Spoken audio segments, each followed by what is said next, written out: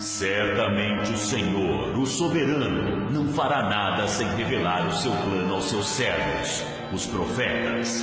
O leão rugiu, quem não temerá? O Senhor Deus falou, quem não profetizará? O rugir do leão.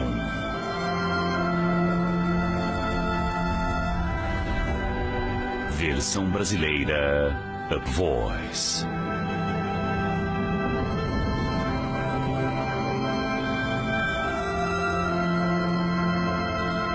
Deixe-me convidá-lo para uma jornada de revelação que acredito pode mudar sua vida, sua igreja e seu destino para sempre.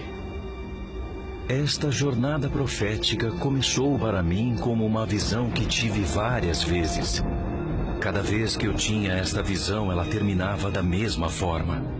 Suas palavras finais, termine a reforma, ficaram gravadas em minha mente. Levei 20 anos para conseguir interpretar isto. Mas quando chegou, foi como um rugido. Quando o leão ruge, ele está declarando soberania sobre o seu território. Ele está chamando suas leoas para perto dele.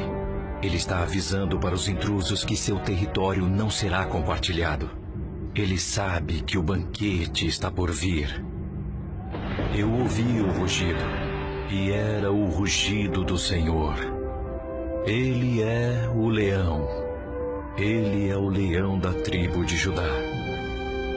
Ele está declarando seu domínio sobre o território. Ele está chamando sua igreja para o seu propósito do fim dos tempos. Ele está vendo sua vitória final e a glória que se seguirá depois.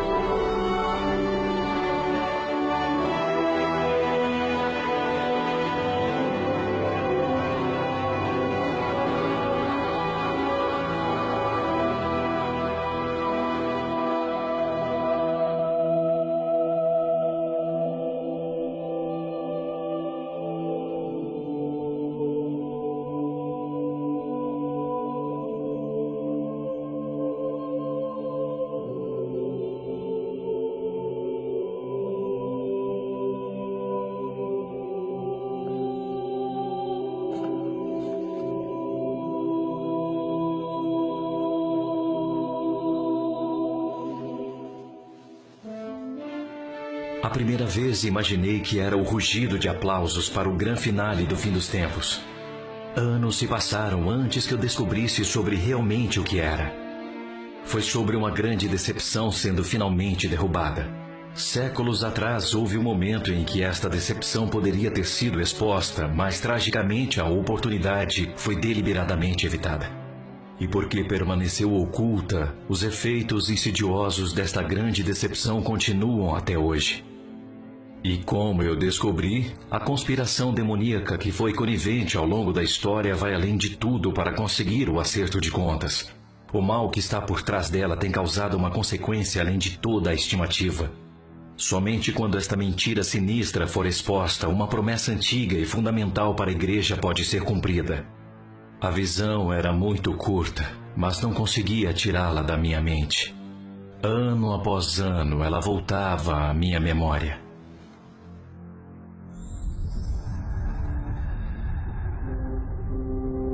Vi um edifício impressionante com uma imponente entrada em estilo grego, com pilares e escadas, e um pátio pavimentado na frente dele.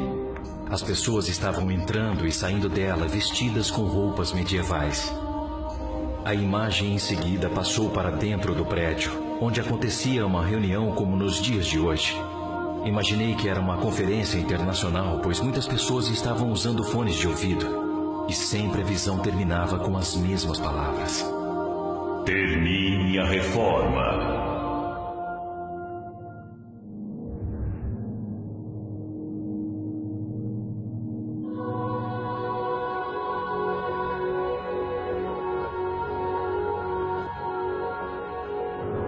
Isto aconteceu há 25 anos.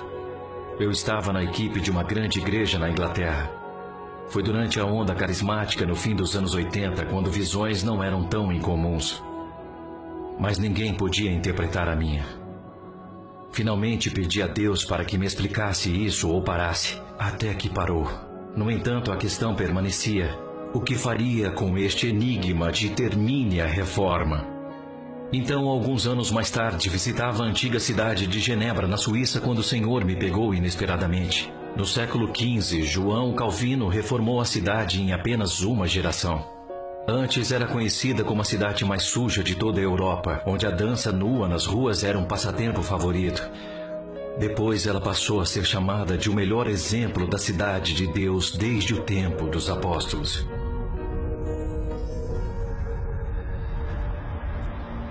Enquanto eu passava por uma esquina, eu fiquei chocado. Lá entendi o último detalhe da minha visão. Era o próprio edifício que tinha visto em minhas visões. A Catedral de Saint-Pierre, onde Calvino pregou a reforma.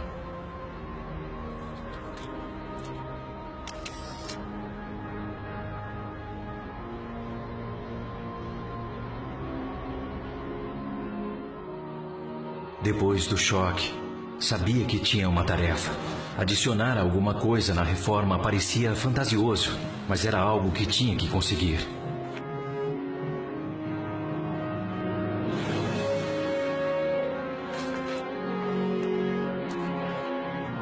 Então comecei a estudar a reforma.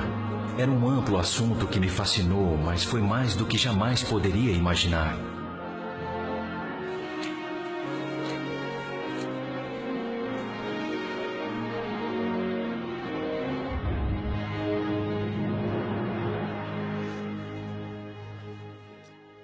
No entanto, uma coisa se destacou. Foi assim que o Evangelho recém-recuperado trouxe a salvação para as massas, não apenas espiritualmente, mas também fisicamente. A vida era cruel na Europa medieval, e no topo de tudo a Igreja Católica acrescentou novas sobrecargas. O medo de espíritos malignos, purgatório e condenação eterna prevaleceu. As pessoas estavam clamando: como nós podemos estar bem com Deus? Com certeza existe uma maneira melhor de viver. Qual o melhor jeito de cuidar das famílias? Como cuidar dos pobres?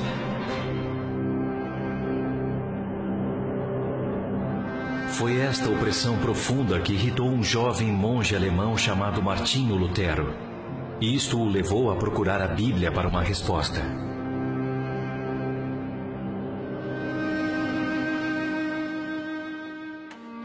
O alívio veio no ano de 1513, quando ele entendeu o significado de uma justiça que vem do início ao fim pela fé. Neste ponto, ele sentiu como se tivesse passado pelas portas do paraíso. Mas isto fez a corrupção da Igreja Católica ficar ainda mais intolerável para ele. A venda de indulgências que afirmam libertar as almas do purgatório foi a última gota. Então, para desafiar a Igreja, ele dividiu seus pensamentos em 95 teses diferentes e em seguida as fixou na porta da Igreja Castelo em Wittenberg.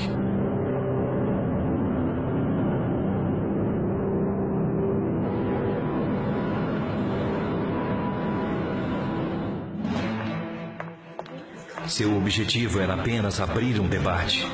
No entanto, a notícia de suas teses se espalharam como fogo. Ele começou a escrever mais e a sua mensagem se tornou viral. Graças à imprensa recentemente inventada, seus escritos foram circulando rapidamente.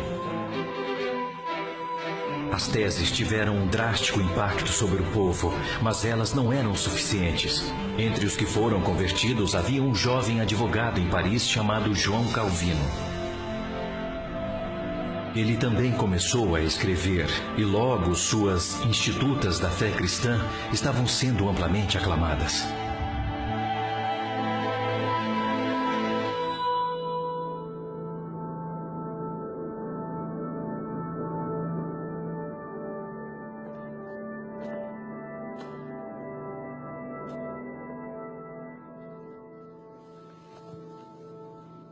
Em 1536, o que só pode ser descrito como uma coincidência de Deus, as viagens de Calvino foram desviadas por Genebra.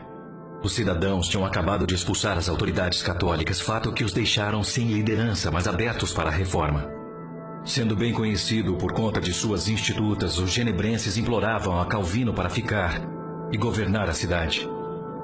Por esse motivo, ele concordou após relutar muito, e surgiram momentos difíceis, tanto para ele quanto para Genebra. Mas através da aplicação fiel e rigorosa aos preceitos bíblicos, Calvino reprimiu a corrupção e impôs a sua visão de uma cidade visível de Deus. Genebra tornou-se rapidamente um modelo funcional da relevância do Evangelho em todas as áreas da vida. O caráter foi inteiramente baseado em retidão com Deus, sem um padre intermediário. Foi completamente pela graça e totalmente através da fé. As respostas que antes eram encontradas na tradição da igreja, agora eram achadas na Bíblia, porque na Bíblia eram valores para toda a vida.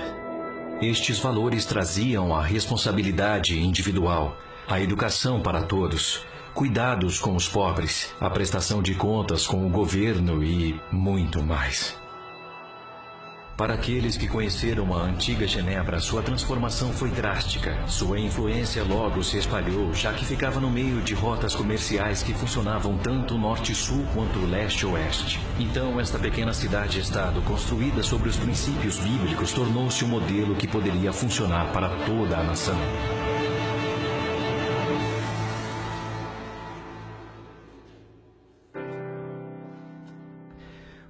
Foi uma conquista impressionante. Eu não tinha ideia sobre o que restava para ser concluída. Muitas coisas foram manifestamente incompletas. Mas isto não foi surpresa, já que não havia tanta coisa para fazer e tão poucos reformadores para realizar. Desde então, no entanto, muitas lacunas foram preenchidas, e de algum modo isso me deixou com mais perguntas. O que Deus realmente quis dizer com a frase "termine a reforma"? Então, um dia me deparei com uma história que me fez ligar alguns pontos. Genebra tornou-se uma cidade de abrigo para os refugiados da Reforma Protestante. Como resultado, sua população dobrou de 10 para 20 mil. Contudo, em contraste total, um outro grupo de pessoas foi excluído. Eles eram os judeus que foram proibidos de viver em Genebra. Muito antes da reforma, o antissemitismo tinha sido espalhado em toda a Europa. Todo mundo considerava os judeus como um povo amaldiçoado e Genebra não foi exceção. Em 1490, eles foram finalmente expulsos de viverem na cidade e ainda tinham que pagar pedágio para entrarem lá. A situação só foi revertida quase 300 anos depois. A expulsão deles ocorreu de forma trágica 50 anos antes da chegada de Calvino em Genebra e só foi revertida 200 anos depois de sua morte. Apesar da reforma de Calvino, a exclusão deles aconteceu supostamente para refletir os princípios bíblicos em todos os setores da vida.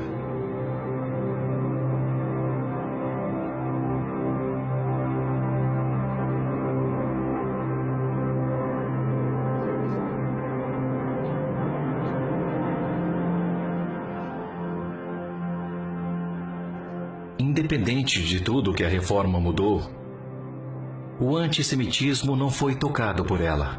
Calvino não usou seu modelo de cidade de Deus para resolver a questão. A mensagem dele parecia dizer que qualquer coisa que o evangelho recém-recuperado estivesse mudando não alterava a visão que sempre tivemos do povo judeu.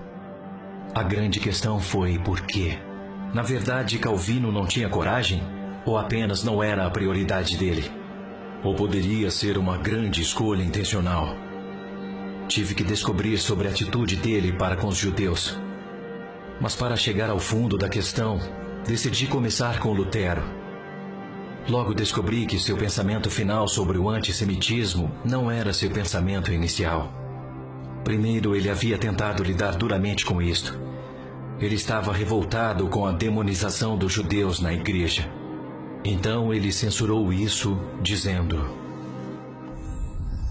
eles estão lidando com os judeus como se fossem cães e não seres humanos. Eles os amaldiçoaram e apreenderam a riqueza deles. Gostaria de pedir a todos para lidarem gentilmente com os judeus e que os instruíssem nas Escrituras. No caso de esperarmos que eles venham até nós, poderíamos recebê-los com bondade e também deixá-los viver em completa harmonia conosco. Mas se alguns permanecerem obstinados, o que faremos? O Vaticano o chamou de meio judeu por isso. Lutero jogou o jogo deles e respondeu: Eles, os judeus, são irmãos de sangue do nosso Senhor. Se fosse conveniente se vangloriar da carne e do sangue, os judeus pertencem a Cristo mais do que nós.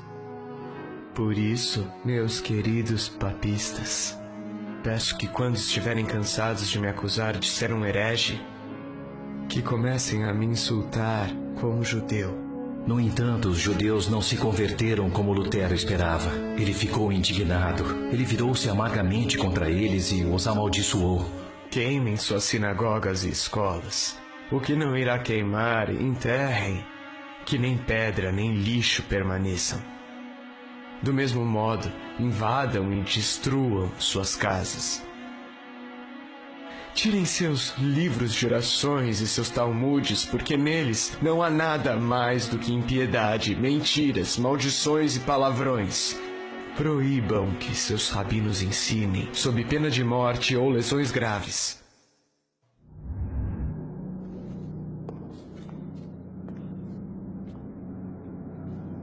Alguns atribuíram sua amargura à sua saúde debilitada, mas esta declaração saltou aos meus olhos. Podemos esperar que eles venham até nós. Isto expôs a visão de Lutero sobre os judeus e como a igreja estava rodeada de gentios. Ele acreditava que os judeus tinham que se juntar à igreja gentia a fim de receber a salvação. Obviamente, em sua mente, a igreja havia substituído os judeus como o foco dos propósitos de Deus. Eles já tiveram suas chances, porém, eles não vieram até nós. Inicialmente eles eram a nação escolhida por Deus, mas agora eles não eram mais. Percebi que se esta também foi a visão de Calvino, isto explicava como uma Genebra livre dos judeus teria sido mais conveniente, para que eles implantassem seu modelo de cidade de Deus. Isto me levou a procurar mais fundo. Logo tornou-se claro que Calvino havia estudado a história de Israel muito bem. No entanto, a julgar por algumas de suas citações, ele diferenciou claramente a importância atual deles com a do passado.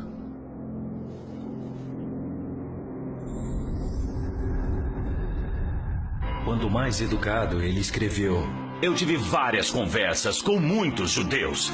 Eu nunca vi uma gota de piedade, nunca vi um grão de verdade ou ingenuidade. Não, nunca encontrei o senso comum em nenhum judeu.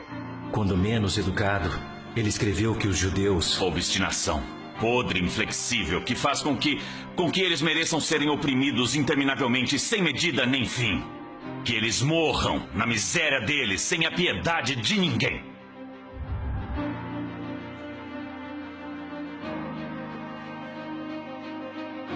Então verificou-se que Calvino estava na mesma página que Lutero sobre os judeus que não tinham vindo até nós. Ele confirmou isto mencionando o que diz em Romanos 11, versículo 26, e assim todo Israel será salvo. O comentário de Calvino foi que o Israel de Deus é o que Paulo chama de igreja. Usando Gálatas 6, versículo 16, que fala do Israel de Deus, ele reforçou sua posição e disse: Existem duas classes que levam este nome. A suposta Israel, que parece ser tão à vista dos homens, e o Israel de Deus.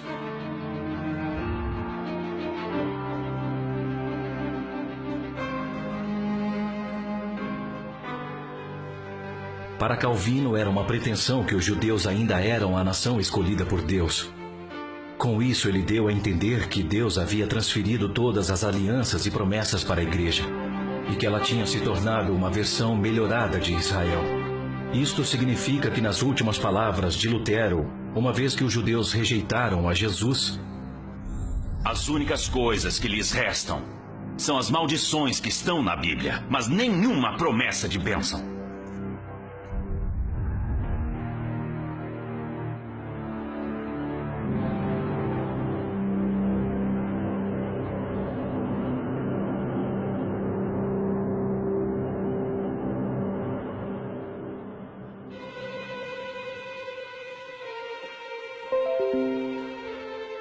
Tudo apontava em uma direção. A mensagem que a igreja tinha substituído Israel foi costurada do evangelho recém-descoberto. Como os judeus eram vistos como um povo amaldiçoado e a vida das pessoas havia mudado radicalmente, ninguém contestou isso. Então, uma vez que isso foi passando de uma geração da igreja para outra, a mensagem se tornou cada vez mais estabelecida como a verdade. No entanto, isto não era de modo algum uma garantia da verdade.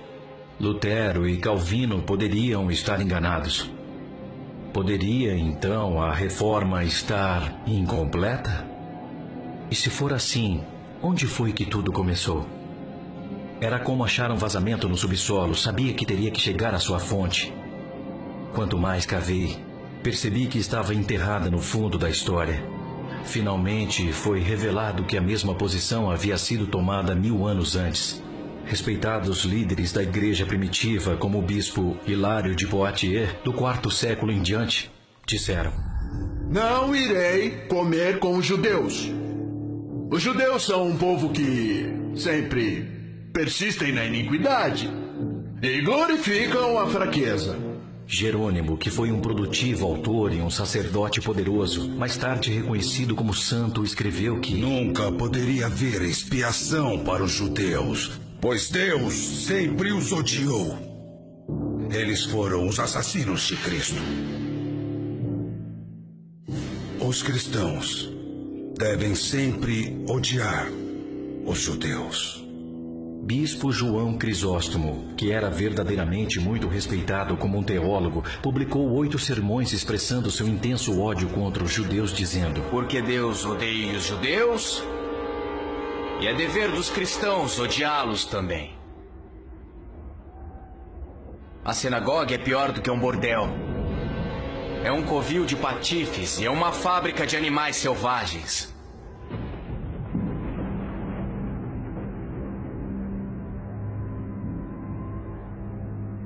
Uma multidão liderada pelo bispo Ambrósio de Milão, que incluiu muitos monges, destruiu a sinagoga de Calínicum, na Mesopotâmia. Quando pediram para reconstruírem a sinagoga com dinheiro dele, ele retrucou zangado: Eu declaro que eu mesmo coloquei fogo na sinagoga, pois não poderia haver um único lugar onde Cristo foi rejeitado. Agostinho de Hipona, um bispo conhecido como um dos maiores pensadores cristãos de todos os tempos, disse: Os judeus foram os filhos de Deus, mas agora eles são os filhos de Satanás. A verdadeira imagem dos hebreus é Judas Iscariotes, aquele que vendeu o Senhor por prata. O judeu nunca poderá entender as Sagradas Escrituras e sempre carregará a culpa pela morte de Jesus. Os escritos de Agostinho foram altamente influentes no desenvolvimento do cristianismo ocidental.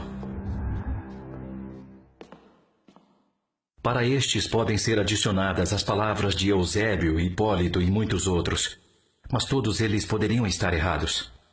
E se este foi o caso, então a decepção foi imensa além das palavras. As escrituras sobre as promessas de Deus para Israel como uma nação continuavam vindo à minha mente.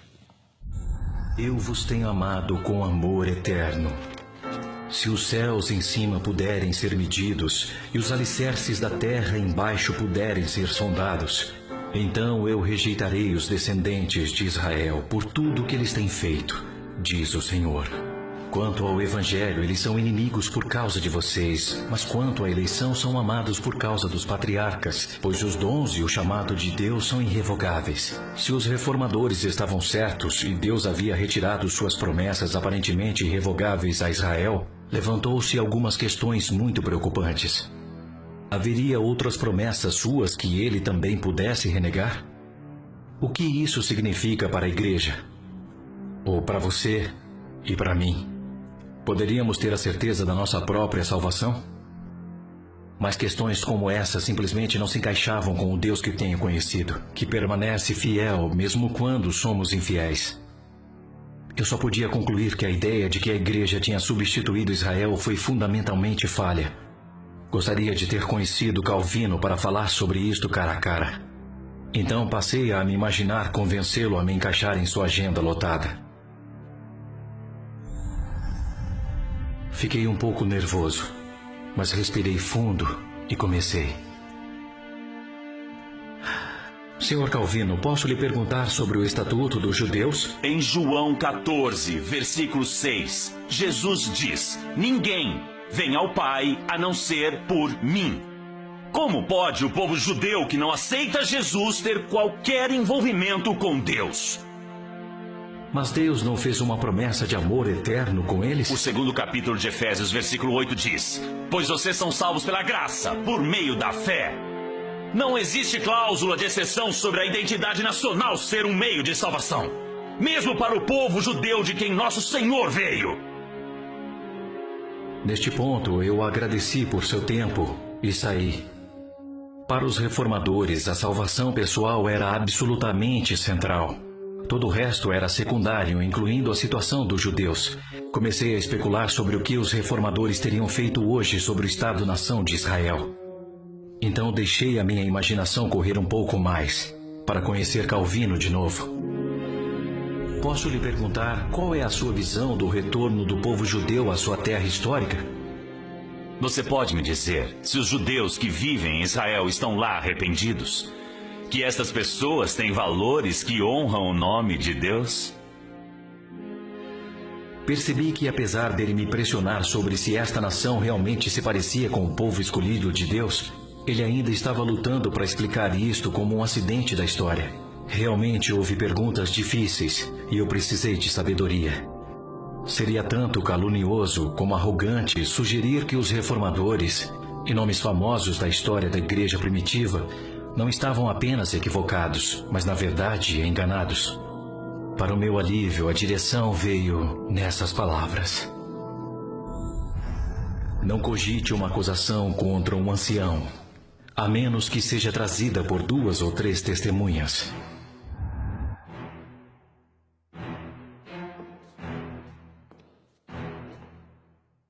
Percebi que poderia convocar 3 testemunhas: a cidade de Genebra, o povo judeu e a igreja protestante.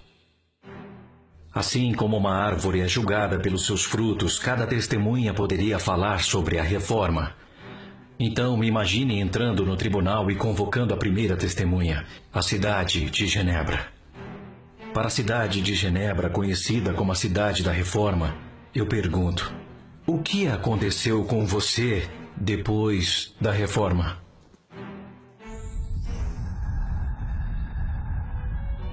Nas 2 próximas gerações, continuamos sendo liderados por Calvino.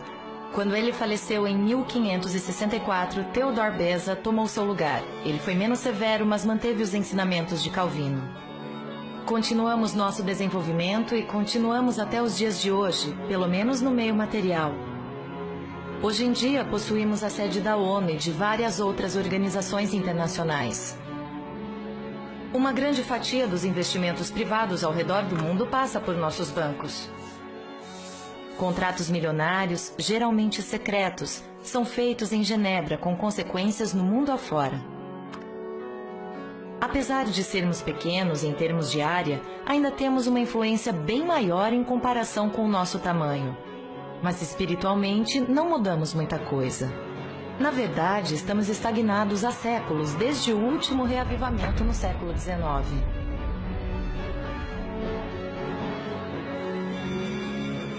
Voltando ao século XVIII, quando Voltaire desembarcou aqui, ele disse: procurei um pastor que acreditasse em Deus, mas não encontrei um sequer.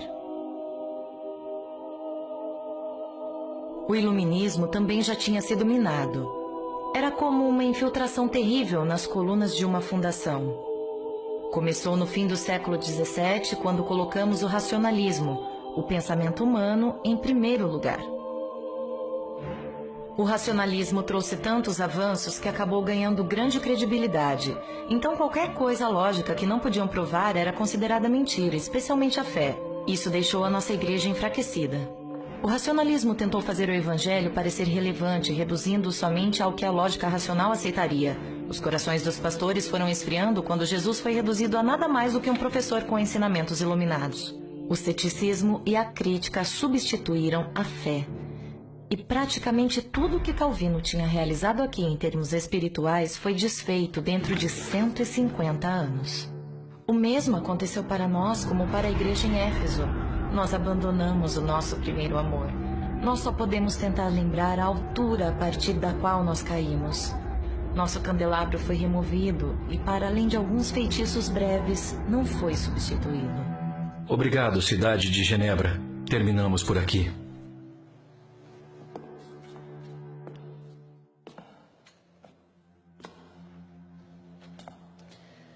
Convoco agora a segunda testemunha, o povo judeu. Ao povo judeu eu pergunto: o que aconteceu com você após a reforma?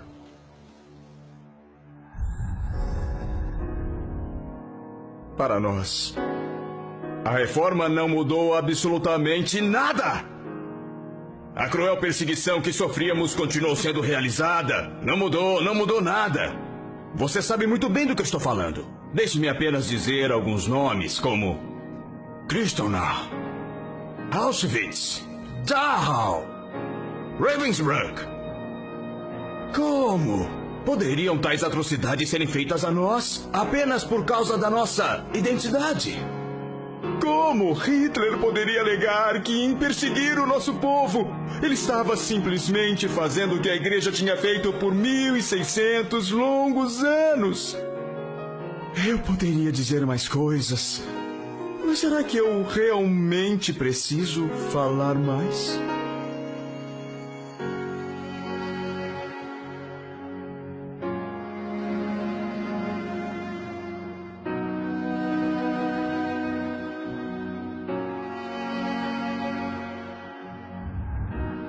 Creio que não precise. Respeitamos profundamente o seu testemunho, povo judeu.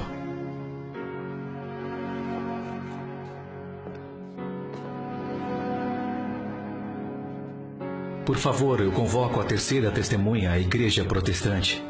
Eu pergunto: o que aconteceu com você após a reforma? Foi a reforma que nos criou. Foi ela que disseminou o nosso evangelho e alcançou milhões de pessoas. Mas, infelizmente, fomos divididos desde o início. Nossos fundadores, os reformadores, discordaram desde o início. Hoje estamos fragmentados em milhares de diferentes denominações. Hoje somos apenas minoria por aqui. E nós dificilmente podemos dizer que somos os sábios do mundo. Mesmo onde a fé é verdadeira, é geralmente pessoal e privado. Assim como colocamos e tiramos uma peça de roupa, é desse jeito que expressamos a nossa fé, indo à igreja somente aos domingos. Alguém disse que a igreja está dormindo, enquanto Deus está chorando. Isso pode muito bem explicar por que enfrentamos tão pouca perseguição no Ocidente. Porque um tigre adormecido é muito menos perigoso que um tigre ferido. Muitos de nós temos uma religião, em vez de um relacionamento com Deus. Nós toleramos todos os tipos de injustiça. Nós coamos mosquitos, mas engolimos camelos. Deveríamos estar rugindo como um leão, mas a verdade é que estamos apenas fazendo um zumbido. Obrigado, Igreja Protestante, por sua honestidade. A prova era inegável. Apesar de sua incrível conquista, a reforma era gravemente falha e terrivelmente incompleta. Deixei o tribunal com o coração amargurado. Eu só imaginava o quão diferente teria sido se os reformadores tivessem enfatizado a imagem de Paulo em Romanos 11, que descreve como os crentes foram levados para Israel. Ao invés deles vindo até nós, nós é que deveríamos ter ido até eles. Isso certamente estaria de acordo com os propósitos de Deus para Israel. E que diferença teria feito a Genebra, ao povo judeu e para a igreja? Para Genebra, o lema de Calvino, Post tenebras lux, ou luz após a escuridão, acabou se tornando verdade. E se Deus quisesse usar novamente essa cidade como exemplo para o mundo, desta vez em face ao iluminismo, Poderia ter modelado como aplicar limites para o pensamento racional, ao invés de deixá-lo destruir os pensamentos sobre tudo. 150 anos de submissão aos propósitos de Deus para os judeus teriam sido um ótimo treinamento para isso. Porque em Isaías 55, versículo 8, Deus diz: "Pois os meus pensamentos não são seus pensamentos, nem os seus caminhos são os meus caminhos." Se Genebra dobrasse seus joelhos aos ensinamentos de Deus sobre o povo judeu e continuasse a persistir nisso, a sua igreja poderia ter resistido ao iluminismo. Também poderia ter descoberto que Deus tinha um propósito que, além de espiritual, era material. Quanto aos judeus, muitas violações contra eles poderiam não ter ocorrido. Eles poderiam ter sido menos preconceituosos contra o cristianismo e mais abertos para o evangelho.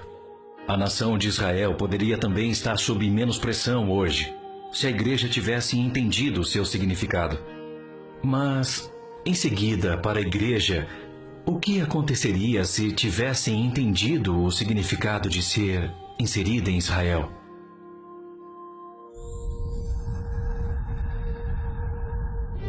No pátio da Catedral de Saint-Pierre, onde Calvino pregou a Reforma, existe uma estátua moderna do profeta Jeremias. Curiosamente, o seu rosto se apartou do edifício, como se ele não pudesse suportar olhar para ele. Eu quis saber como a palavra de Deus por meio dele pode se aplicar à igreja de hoje. Devido ao povo de Deus estar enganado, ele profetizou: "Eles se cansam em pecar, de opressão em opressão, de engano em engano. Eles se recusam a reconhecer-me, diz o Senhor." Quando ele viu 2 cestos de figos, Deus perguntou a ele o que ele via, e ele respondeu: "Os bons são muito bons, mas os ruins são tão ruins que mal podem ser aproveitados."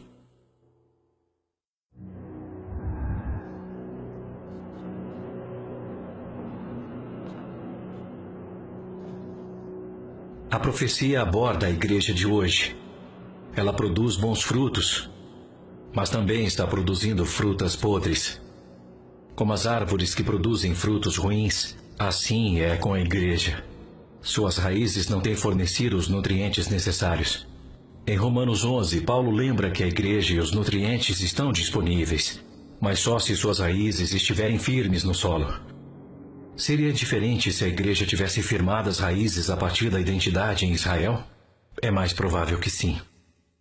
Estava tornando-se cada vez mais óbvio para mim quão errados os reformadores estavam sobre a nação de Israel ter perdido a sua ligação com Deus. Eles caíram na armadilha de um antigo engano que ainda estava buscando a sua oportunidade. Na verdade, era tão convincente que, mesmo buscando algo completamente diferente com a reforma, acabaram regenerando o engano em vez de acabar com ele. E quanto mais me aprofundei, mais eu percebi o quão escandalosa foi a alegação de que os judeus tinham perdido o seu único propósito. Nosso Salvador nasceu em uma família judia e foi criado na tradição judaica. Ele viveu e morreu como um judeu.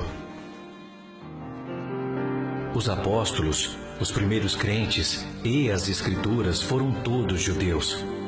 Na verdade, o concílio em Atos 15 queria entender se o evangelho também era para os gentios. O fato é que sem o Messias judeu e seus discípulos judeus, não existiriam igrejas cristãs hoje em dia. Para Satanás atacar o judaísmo da fé cristã realmente era visando a jugular. Foi para perpetuar a mentira mais astuta de todos os tempos.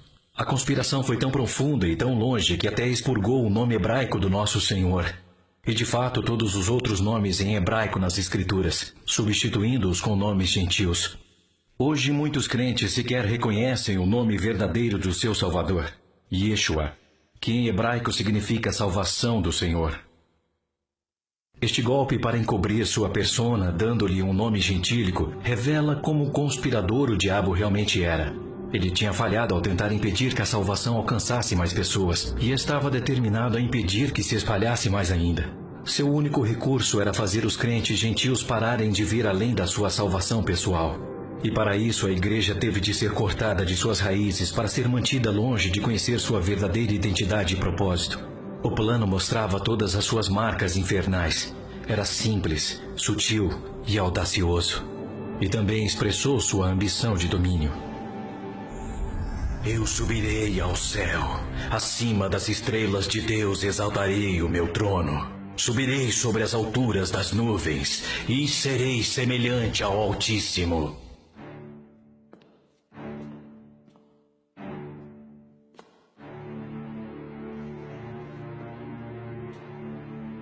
O plano do diabo também foi projetado para ferir a nação que Deus havia criado, e isso o irritava. Isso é claramente demonstrado quando ele sussurra para a igreja: Deus realmente disse que Israel ainda é significativa?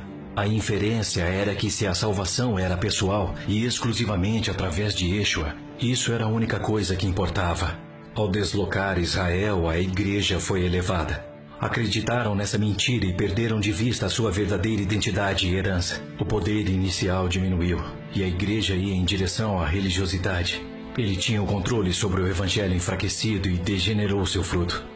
Quanto mais a igreja enfraquecia, menos objetiva se tornava e o sofrimento dos judeus parecia justificado. Até o momento da reforma, essa mentira estava tão enraizada que não foi vista no radar. Enquanto a mentira se entranhava no evangelho reformado, o diabo ganhou um novo fôlego de vida.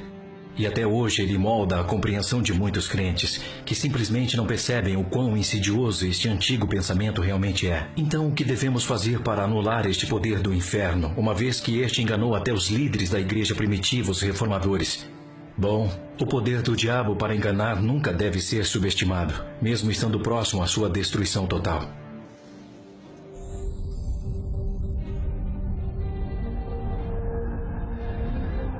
Satanás será solto da sua prisão e sairá para enganar as nações que estão nos 4 cantos da terra. Nós vimos o seu poder quando ele atacou após o nascimento da igreja. Vimos na reforma e vamos vê-lo novamente. E Yeshua advertiu que no final dos tempos a estratégia do diabo será enganar os eleitos, se isso for possível. Tanto que ele diz: por se multiplicar a iniquidade, o amor de muitos esfriará. Para o final, a tática do diabo permanece a mesma. Primeiro, distanciar as pessoas de Deus sobre a questão de Israel. Após enfraquecê-los, tem uma ótima oportunidade para pressioná-los e distanciá-los ainda mais de Deus. Em segundo lugar, é para deixar a nação de Israel sem suporte da igreja, de forma a isolá-los. Em terceiro lugar, e talvez mais importante, é limitar o testemunho da igreja não só na terra, mas também no reino celestial.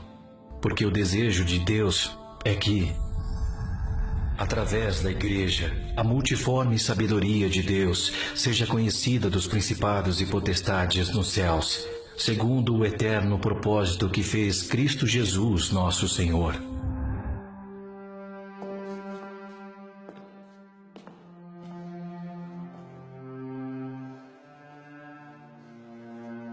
Quanto mais profundo eu ia, mais claro ficava o que precisava ser corrigido para completar a reforma. Mas eu ainda não tinha ideia do que isso significava na prática. Então o Senhor me deu a imagem de uma trepadeira que cresceu fora de controle numa parede de tijolos. Ela estava completamente enraizada na alvenaria, tomando toda a parede. Livrar-se da praga, arrancando ramo por ramo, levaria uma eternidade. A única solução era cortar a sua raiz com um machado afiado. Naquele momento eu entendi.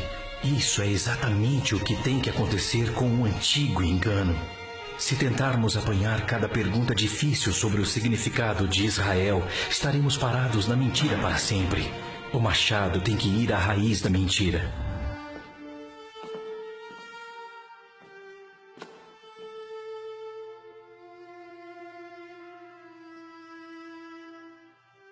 No entanto, cortar a raiz de uma erva daninha não a mata instantaneamente.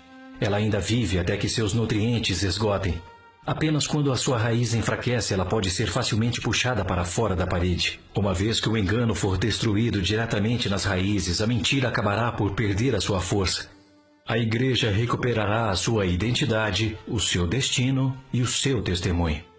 Em seguida, o fruto será nutrido. Assim ouviremos o leão rugir, o leão da tribo de Judá, que está declarando o seu domínio sobre o seu território. Convido-os a viajar comigo para descobrir a verdade sobre o povo escolhido de Deus e o destino final da igreja. Talvez você saiba de algo dentro da igreja que não é certo. Talvez você sinta um certo descontentamento quando anda na igreja em um domingo, ou quando você vê como sua cidade permanece indiferente à salvação. Talvez você tenha um desespero particular sobre o estado enfraquecido e comprometido dos crentes do Ocidente e quer saber se existe uma solução. Há esperança, e eu posso mostrar-lhe como. Primeiro, porém, preciso te avisar. O que você vai aprender neste profundo caminho pode mudar a sua vida para sempre.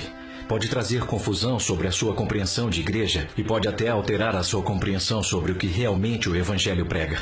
Pode te levar em uma viagem que você nunca ouviu falar antes. Uma viagem que pode trazer grandes consequências para você. Esta é a sua escolha. E você deve escolher sozinho.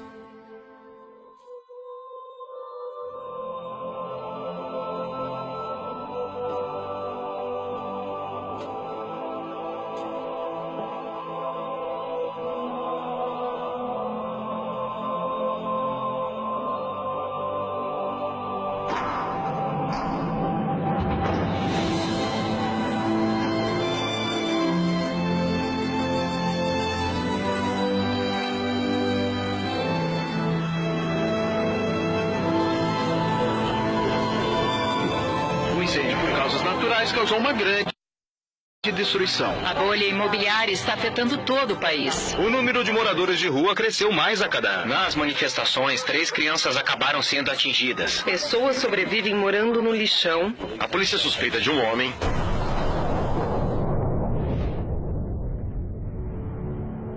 Com a reforma, o Evangelho foi recuperado. Mas algo fundamental permaneceu desconhecido. E isto é a verdadeira identidade da igreja. Através de uma mentira antiga, o diabo se manteve escondido. Assim, a igreja continuou em uma bolha sem olhar para fora, alheia à sua relação com Israel. E isso teve implicações enormes. Não menos importante foi a grande ilusão de que a igreja era independente. E ainda pior, de que ela tinha substituído Israel. A igreja, portanto, não tinha ideia de sua identidade. Muito menos de como seu destino e testemunho precisavam ser interligados com Israel.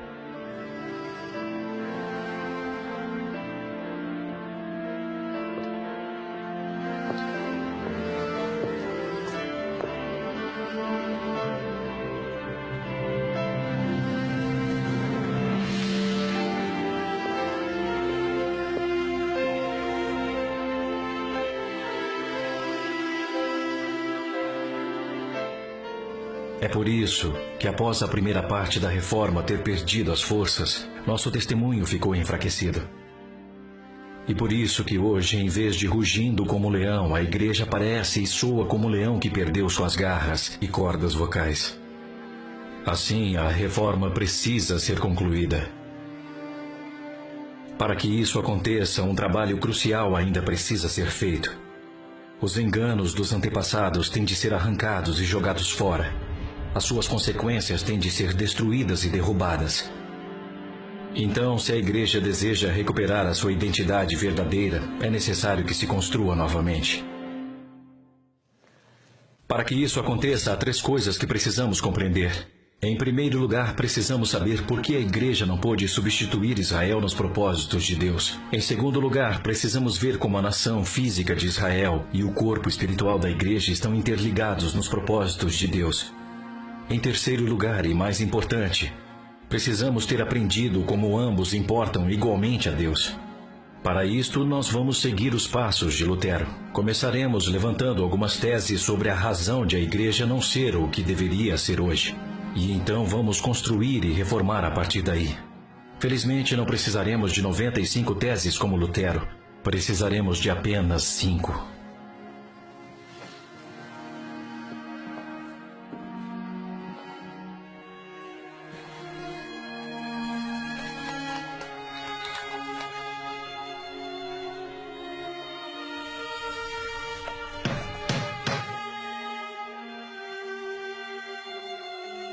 Tese número 1. É uma mentira que a Igreja substituiu Israel nos propósitos de Deus.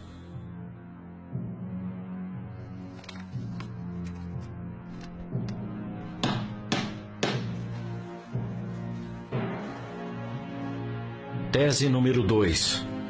O fracasso para expor essa mentira de tantos anos distorceu o Evangelho da Reforma.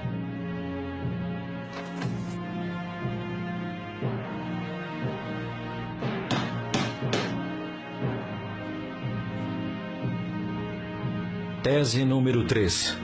Esse engano continua a ferir tanto a Igreja como o povo judeu.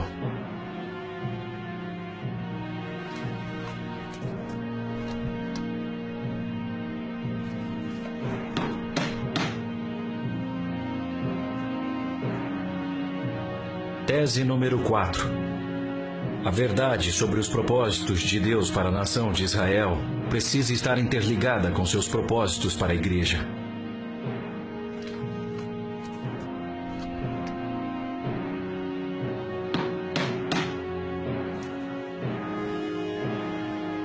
Tese número 5. A aceitação generalizada da verdade terá muitas consequências, tanto para a Igreja quanto para a salvação de toda Israel.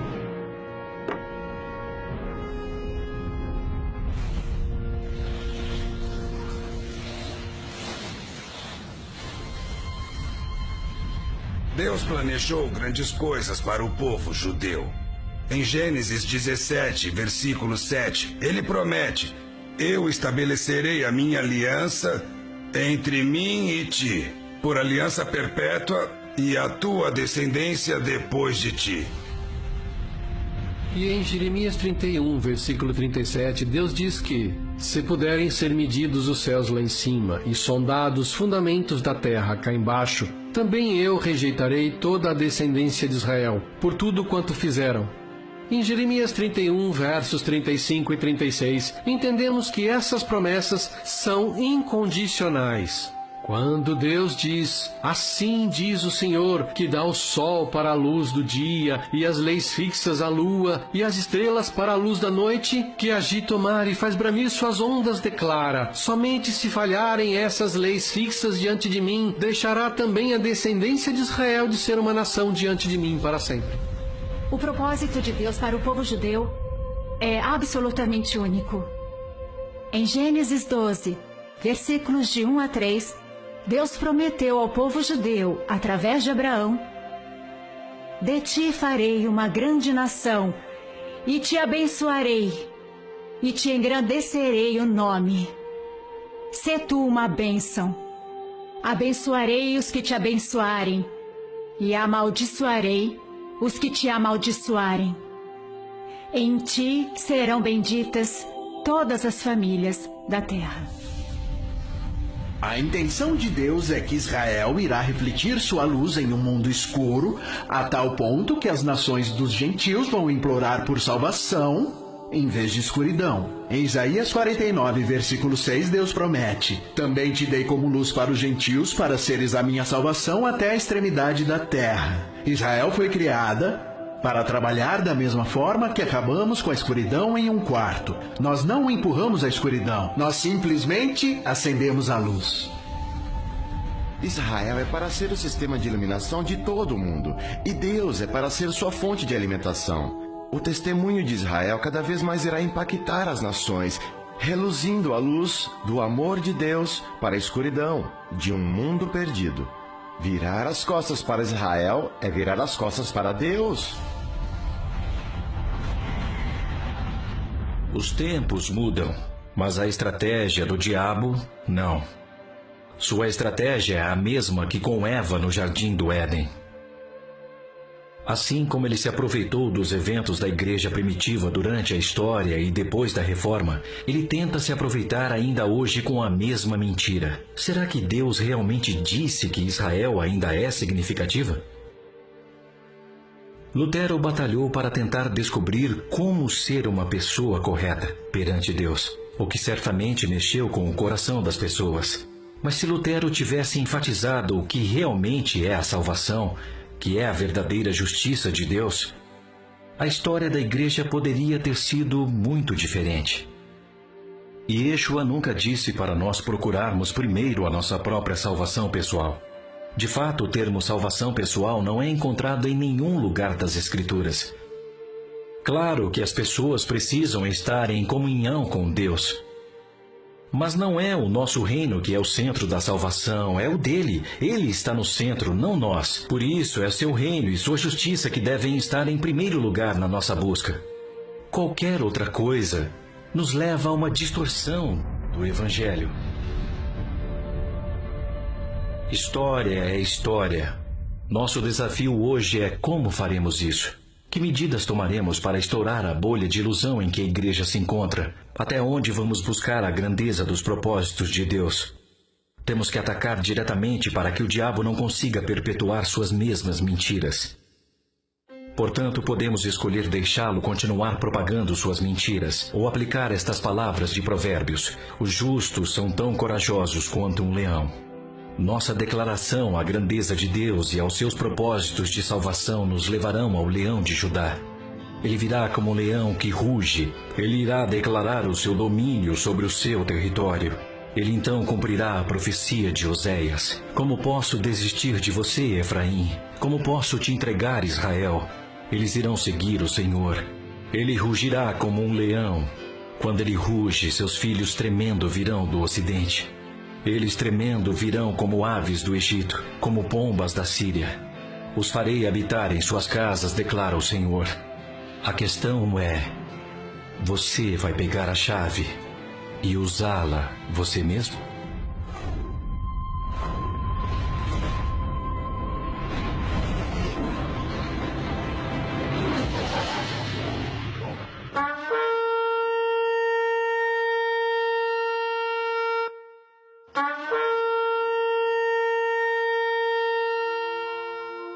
Muitas pessoas acham que a razão para o antissemitismo ferrenho nas igrejas ao longo de 2 milênios é porque Jesus veio ao mundo pelos judeus. E o inimigo ficou enfurecido com o povo judeu porque Jesus foi criado com eles. E isso está apenas parcialmente correto. Mas tem algo que chama muito mais atenção.